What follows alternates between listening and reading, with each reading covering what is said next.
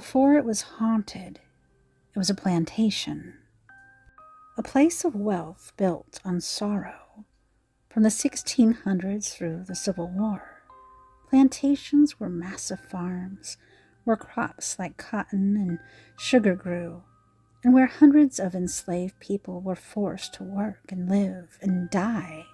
These homes were grand, but the stories they hold are anything but beautiful. In 1992, a family checked into a picturesque antebellum bed and breakfast in Louisiana.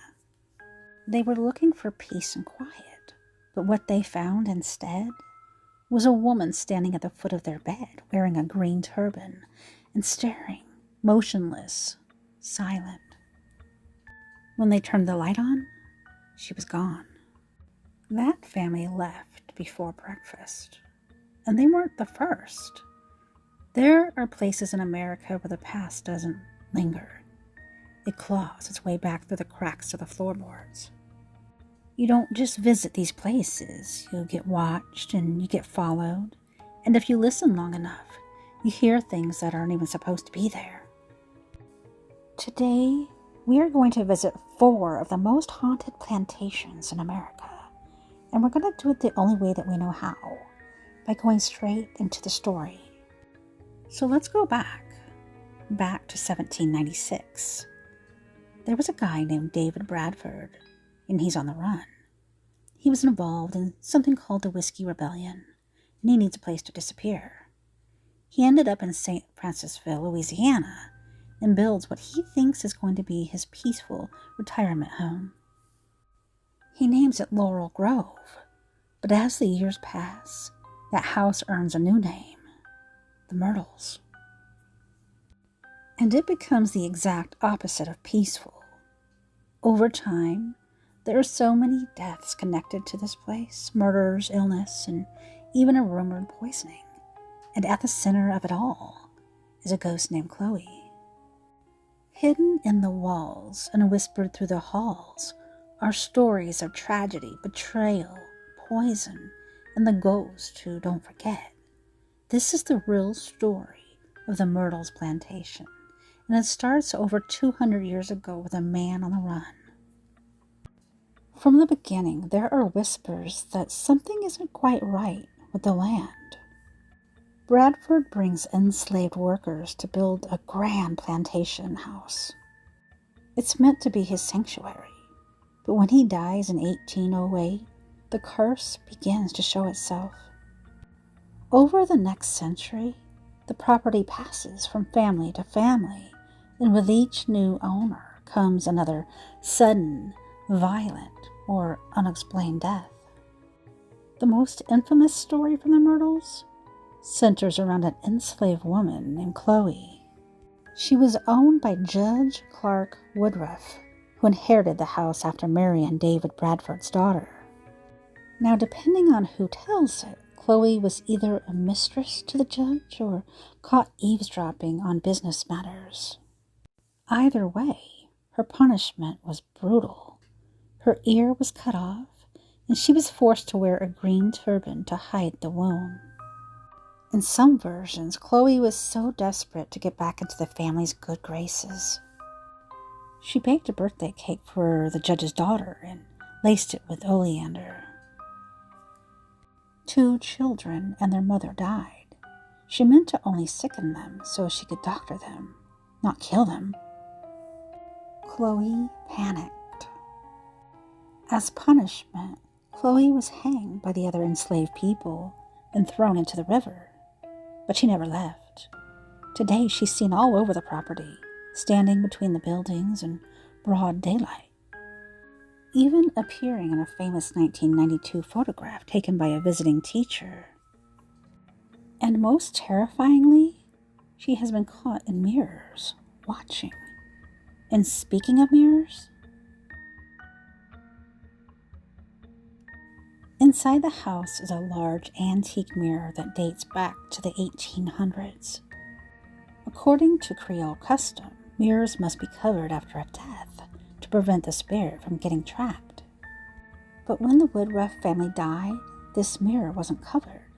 To this day, handprints appear on the glass, small ones, too small for adults. And no matter how often the mirror is cleaned, the prints return. Some say it's the children reaching out. Others say it's something else. But Chloe isn't alone. A Confederate soldier reportedly bleeds from a chest wound on the stairs.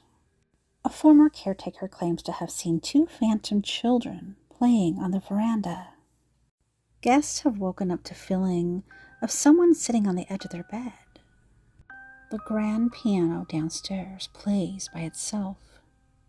Light fixtures swing without any wind. Doors lock and unlock on their own. And always footsteps upstairs, even when no one is there. Over the years, paranormal investigators, news crews, and psychics have all visited the Myrtles. Some leave with nothing. Others, they leave rattled. In one instance, a team set up motion-activated cameras. The footage captured a chair sliding 3 feet across the floor, with no one in the room. In another, audio equipment picked up what sounded like whispered crying coming from the children's room. A former owner reported being shoved down the stairs. A historian claimed she felt something grab her wrist and try to pull her into a closet. And there are hundreds, yes, hundreds, of guest book entries describing the same experiences. Cold spots, shadows, whispers. The Myrtles Plantation is now a bed and breakfast, people staying overnight. Some come for the history, others, they come for the ghost. What do you think? Is Chloe real? Maybe, but something is definitely in that house. Okay, now we're going to head downriver to one of the most beautiful places in the South, the Oak Alley Plantation. You've probably seen it, big mansion, towering oaks that form this perfect tunnel up to the front door. It looks like it belongs in a movie, but what they don't show you in those glossy brochures is the part where people don't come back. In 2003, a couple took a private tour of Oak Alley Plantation. It was late. The sun was setting. As they walked upstairs, the guide paused to check her notes, and that's when the couple turned and saw a woman in white standing at the end of the gallery. She was staring straight at them. The guide turned to speak and froze because the woman was gone and she hadn't walked away. She's just simply vanished. That couple never made it to the end of the tour. Oak Alley was built in 1837 by Jacques Telesphore Roman, a wealthy Creole sugar planter.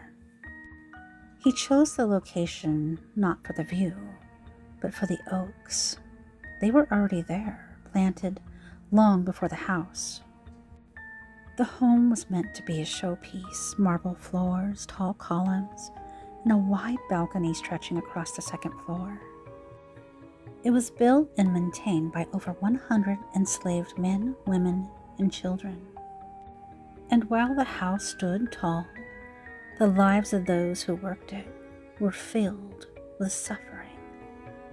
Disease was rampant, punishments were harsh, and as the sugar flowed out, tragedy flowed in. In 1848, Jacques died suddenly of tuberculosis. His wife Josephine took over the plantation, but she struggled with grief, debt, and deteriorating health. Within a decade, the plantation was sold, but many say Josephine never truly left. Today, the most famous ghost at Oak Alley is the woman in white.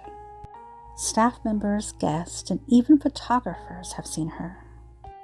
She's always seen in the same place, the second floor gallery overlooking the alley of trees. She appears still, sometimes with her back turned, other times staring at visitors. She wears an 1800s era clothing, a white gown, possibly a morning dress. And when people try to approach her, she vanishes.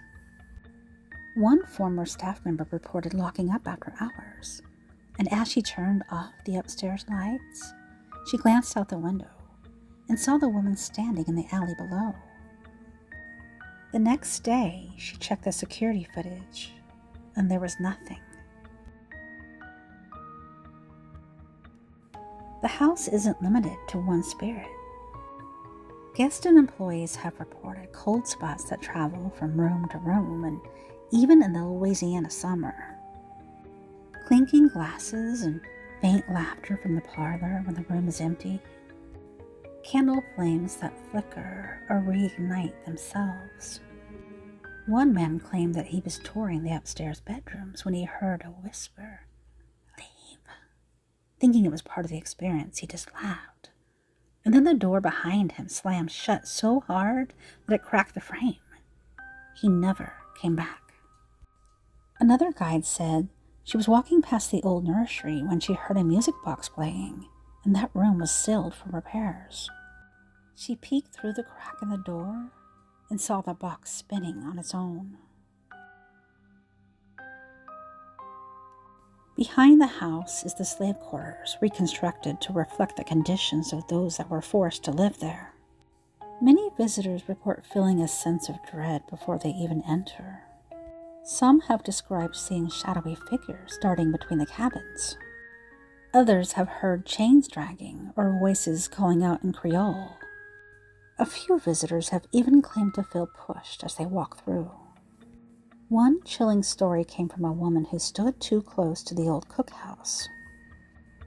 She had felt a sharp tug on her dress, and when she looked down, there were soot-covered fingerprints on her skirt. She left immediately. Oak Alley Plantation is a postcard. It's been in movies, magazines, and travel guides. But what those pictures never show you are the ones who didn't move on. Now we head to Charleston, South Carolina, the Magnolia Plantation. It's older than both of the others. It's been around since 1676. That's almost 350 years.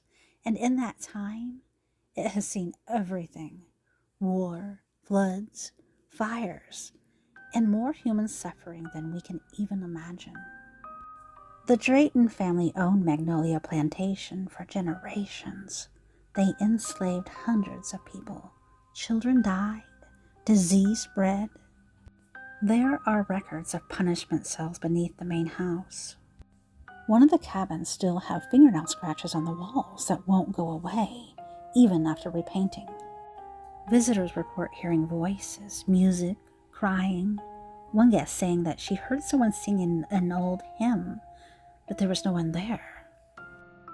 Another even saw a rocking chair moving slowly on its own. But the scariest story is a man that came in mocking the idea of ghosts. He stood inside one of the slave cabins and said, "If there are ghosts here, come show me." Within a few seconds later, he tripped, fell, hit his head.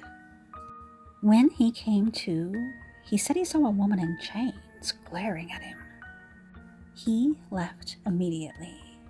Didn't even ask for a refund.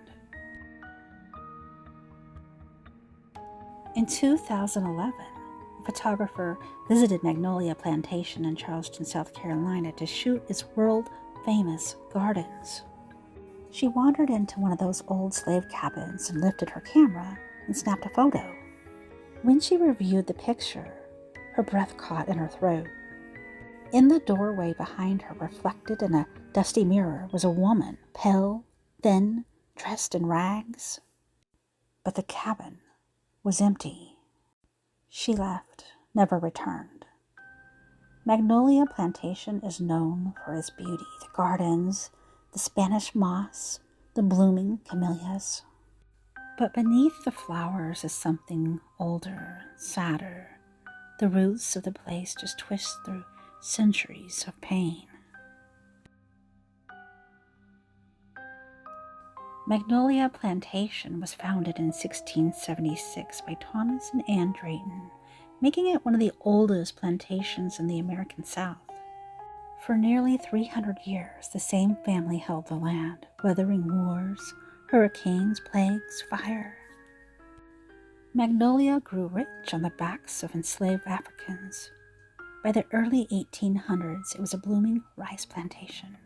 The labor was brutal. Mosquitoes carried yellow fever, snakes and gators roamed the fields. Children died. Entire families vanished in records, buried without names. The Draytons suffered too. During the Civil War, much of the estate was burned. In 1861, Reverend John Grimke Drayton lost several children to illness. His wife became reclusive. It is said that she would walk the gardens at night, weeping with the children she buried. Some say she still does. The most often seen apparition at Magnolia is a woman in a white veil wandering the gardens. She's always seen near the water, sometimes standing by the reflecting pond and sometimes kneeling beside the flower beds. One guest said that she thought it was just a reenactor until the figure turned. She had no face. And when she blinked, the woman was gone. Another report came from a wedding photographer. As he tried to frame the couple in front of a hedge, his lens kept catching movement behind him. A figure was caught walking through the roses, but when they looked, no one was there. The bride never saw it. But the groom, he did, and he refused to take photos outside after that. Several original slave cabins still stand on the property. They are small, wooden structures with dirt floors and a little light. They were homes to dozens of people, and today they are part of the plantation tour, but many guides refuse to linger. Many guests have reported whispers in languages that they don't recognize, sudden cold blast, even on 90-degree days. A feeling of dread in one specific cabin, the one closest to the marsh. That cabin is where the fingernail marks were found. During restoration, workers discovered deep gouges in the inside walls, as if someone had tried to claw their way out. The walls were painted over, but the scratches keep coming back. Inside the main house, guests often report hearing music.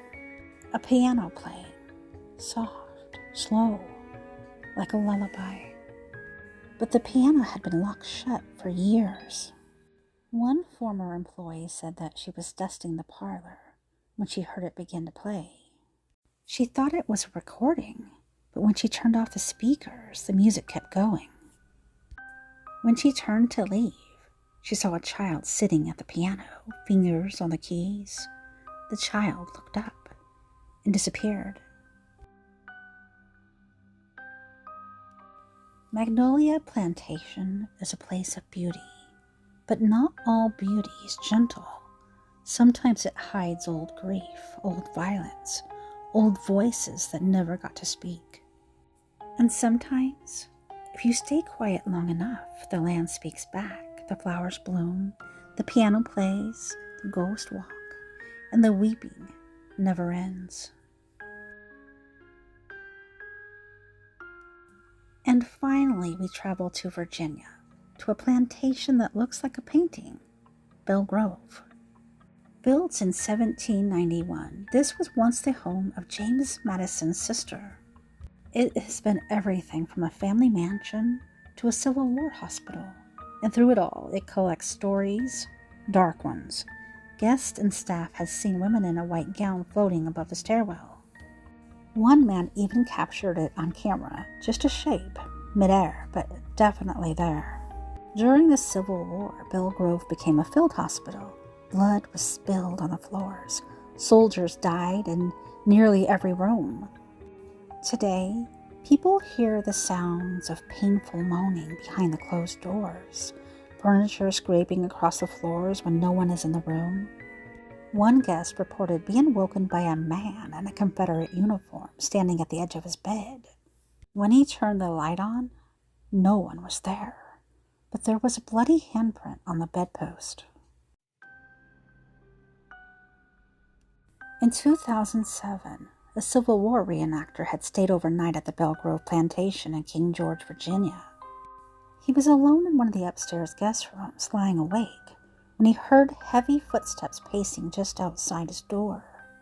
He assumed it was staff until the pacing stopped, and a low, ragged voice whispered, "We all bled here." When he quickly opened the door, the hallway was empty, but on the mirror across from him, a single bloody fingerprint had appeared. Belle Grove is a monument to Southern charm. High columns, sprawling views of the Rappahannock River, and candlelit parlors. But beneath the floorboards is a war-torn past, and in the walls, the dead still speak. Belle Grove Plantation was built in 1791 on land granted to the Conway family, relatives of President James Madison. The home passed through several prominent hands, including James Turner and John Hipkins Barnard, each adding to its structure and legend. But it was during the Civil War that Belle Grove became something else entirely, a field hospital. The house was overrun by the wounded, the floors slick with blood.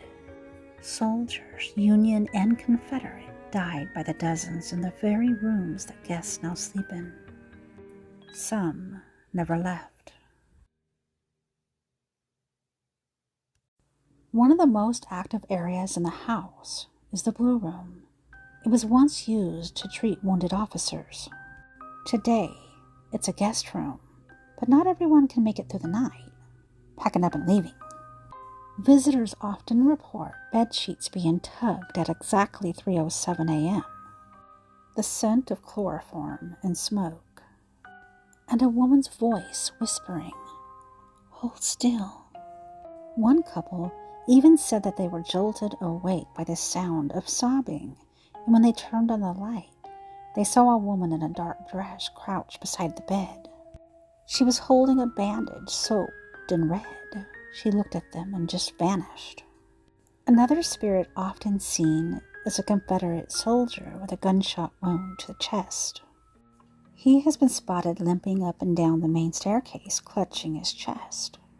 One staff member even tried to approach him, thinking that it was just a costumed reenactor.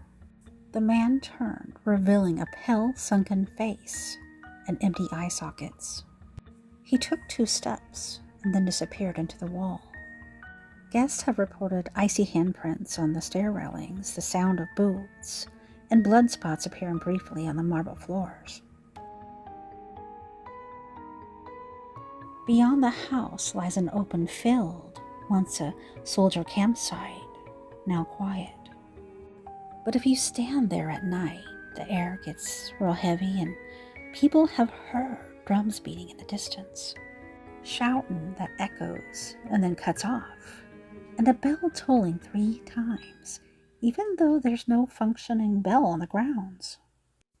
One psychic claimed that the field is a residual haunting loop, echoes of the Battle of Belle Grove that replay again and again. She said the soil is saturated, not just with blood, but with memory. Belle Grove wears its beauty like armor.